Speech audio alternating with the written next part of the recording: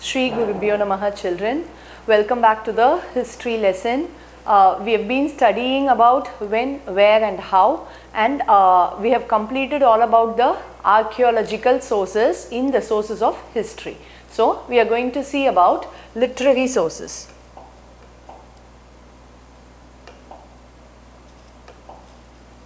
So, we have seen that the sources of history are two main types. One is archaeological sources and the other one is literary sources. We have seen enough about archaeological sources. So, we are moving to literary sources. So, what are the literary sources? Literary sources are nothing but the information which is available about the past in written. Okay, so anything available in written is called as literary sources. So, the first and foremost example for literary sources is manuscripts. Okay, so manuscripts are nothing but the handwritten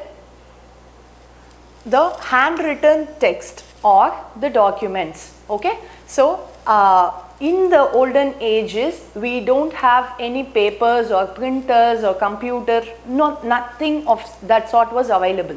So what did people do? People write everything by their hand. So that is manuscripts. And in the beginning stages, as I said earlier, we didn't have any paper or anything. So people were writing on the leaves of a tree or the barks of the tree, or even the dried animal skins were used for writing. Okay, so leaves, barks and dried animal skins were used for writing, and later stages the practice of writing in paper started. So here are some examples of manuscripts. So you can see this is a manuscript we have got from Nepal. Then here is a Sanskrit manuscript. This is a Tamil manuscript. Okay, so all these are handwritten. So now moving on to inscriptions. Inscriptions are nothing but again a writing which is engraved on hard surfaces. So this is not the paper or leaf or bark written, it is mainly on hard surfaces such as stones, rock and metal sheets, okay, and even in cave walls. So inscriptions are written on hard surfaces, manuscripts are written on leaves and barks and dried animal skins. So wide varieties of materials. While writing on these hard surfaces, they used many varieties of materials to write. So some of them are rocks, bamboo leaves, palm leaves, birch tree bark, and at later stages paper was available. So these are all the main details about inscriptions. So literary sources is majorly divided into two, and that is manuscripts and the other one is inscription. So moving in depth to the literary sources, we are finding two more types, that are religious literature and secular literature. So you would have learned in your 6th standard itself, religious literature is nothing but anything that deals with religion is called as religious literature. And what about secular literature? It's quite opposite to religious literature. Anything that does not deals with religion, that is any non-religious literature, is said to be secular literature. Fine. So some of the types of secular literature we are going to see now. See, first is chronicles by court historians, biography, autobiography and travelogues. So we will see one by one in detail. The first one is chronicles by court historians. So what is it all about? It is the written record of the historical, yes, everything is all about the historical events, right? So this was in practice during the medieval period. In medieval period, there were a permanent court historian in every ruler's court. Okay, so every king had a permanent court historian. What is the job of that historian is, he used to record all the events of that kingdom. Okay, so see, he kept a detailed record of the events during the king's rule. That is the work of court historian.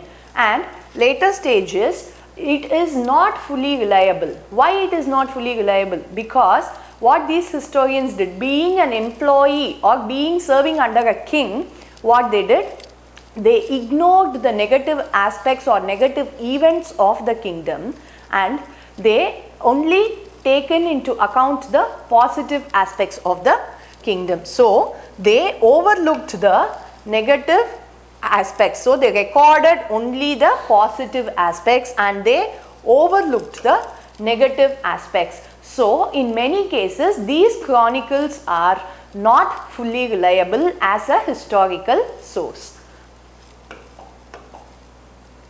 So here are some examples of chronicles. This is Vikramanka Deva Charita, written by Bihana in the language Sanskrit, written during the 11th century. It all gives the details about the Chalukya king Vikramaditya VI and Adhirajendra Chola. Okay, so this gives all the details about the kingdom during the Vikramaditya VI and Adhirajendra Chola. This is another example of chronicle, Tariq-i-Firoz Shahi, written by Ziauddin Barani in Persian language during 14th century CE. So this gives the history of Delhi Sultanates. This is again a court chronicle. So when coming to the court, this is a sample image of court chronicle. This mainly used calligraphy, as these court people used calligraphy as a mode of writing. That is, they used to decorate their chronicle books with floral prints, okay, like floral designs they used to decorate, and they maintained this record in calligraphy method. So now moving to biography. Biography is nothing but a history of a particular person or a particular kingdom which is written by someone else. Okay, so most importantly, it is all about history of a particular person's life. Okay, so that is biography. It is a person's life written by someone else. That is the most important thing about biography. It is written by someone else, and it is again a very important historical document, historical record to know about the past. So this is an example of historical biography. This is about Akbar, the great king, the Mughal emperor Akbar, and it was written by Abul Fazl. Okay, so this is an example of biography. So Akbar Nama was written by Abul Fazl in Persian language during 16th century CE, and this all gives about the biography of Akbar. Then moving to autobiography. Autobiography is the same life history of a particular person but written by someone else. So as biography is written by someone else, and autobiography is the life history of a person written by themselves. Okay, so that is autobiography. That is the major difference between biography and autobiography. So this is the person's life detail written by themselves.